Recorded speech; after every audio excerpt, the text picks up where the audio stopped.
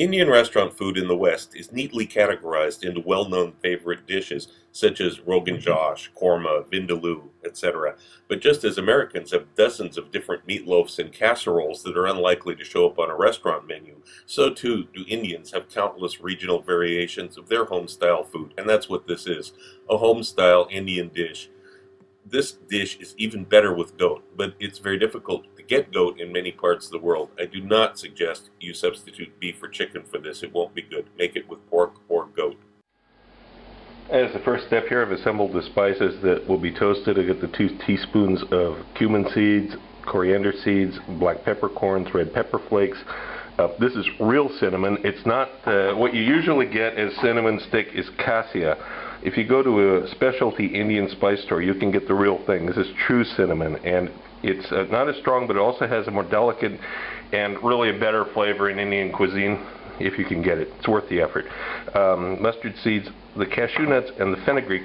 I've separated these 2 out because they're going to be toasted separately. Fenugreek burns very easily. This has to be toasted carefully, and cashew nuts are also in a category by themselves. They won't toast at the same time. So I'm going to begin by toasting the cashew nuts.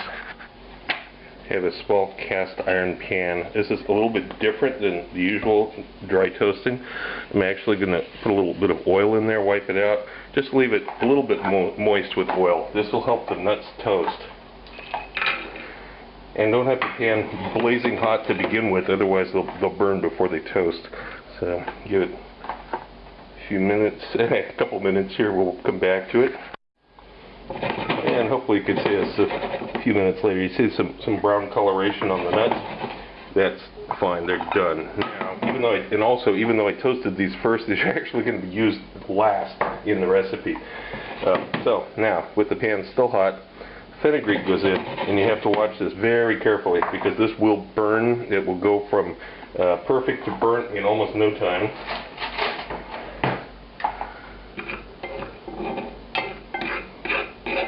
It's like 30 seconds is all it needs.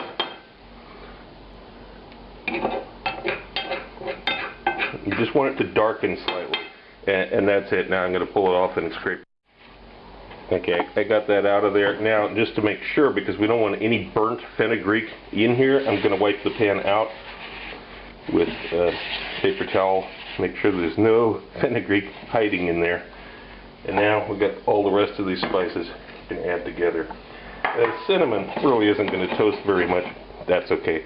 Cinnamon's a powerful spice, and when it grinds up, most of the important flavors will be released anyway.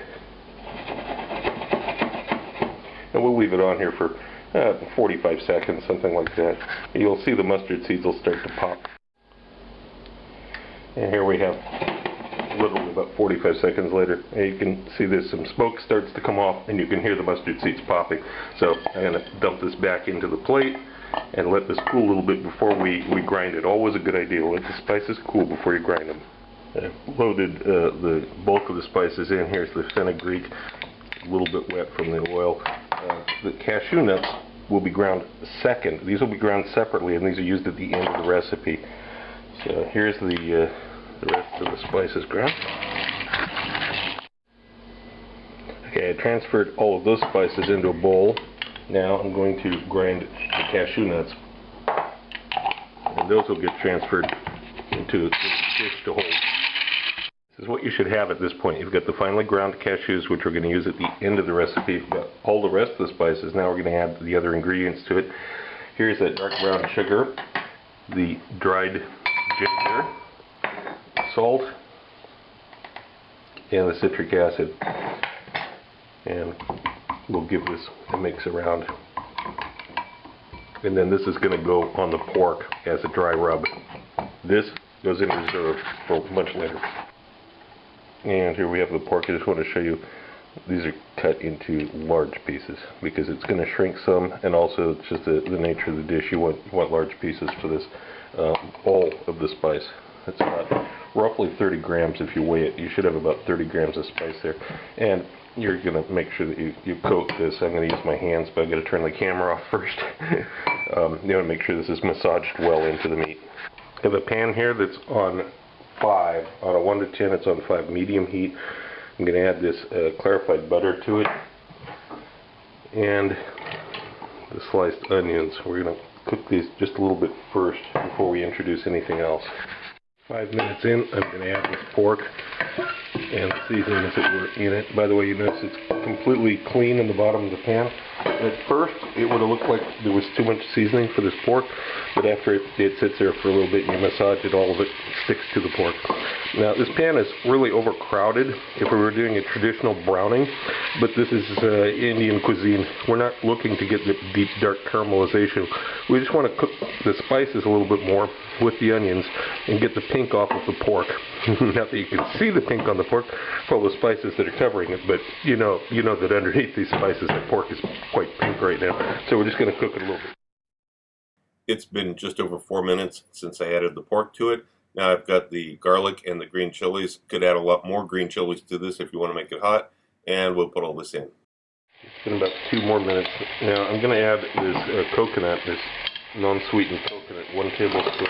It's completely optional, but I like a little bit of that toasted coconut in the background here. I don't think this is traditional anywhere in India for this recipe, but I'm sure that nobody would object. It's within the sphere of flavors used.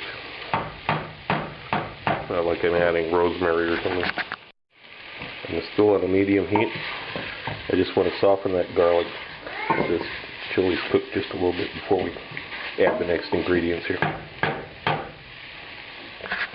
Okay, it's been about 2 or 3 more minutes now. I'm going to add this passata, just pureed tomatoes.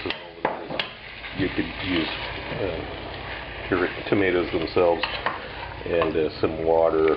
It's just easier, and these are really good quality because I know these Italian tomatoes like the best you can get here. So it's stirred around. I'm actually going to reduce the heat now down from 5, which was already fairly low, down to 3, and I'm going to put a lid on it and begin the simmering. During this period of time, take the lid off, give it a stir once in a while, make sure nothing's sticking to the bottom or burning, of course.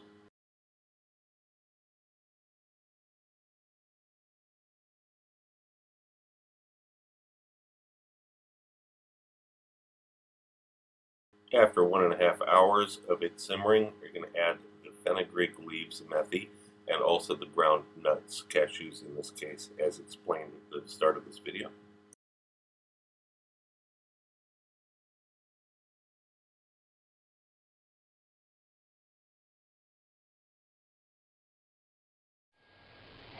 And then finally we have deep rich curry with very tender meat.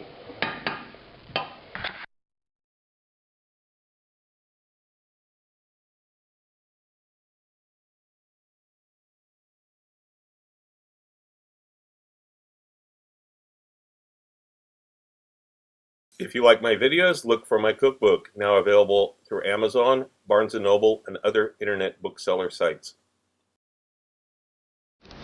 Also look for my cocktail book, Cocktails of the South Pacific and Beyond, Advanced Mixology, available through Amazon online.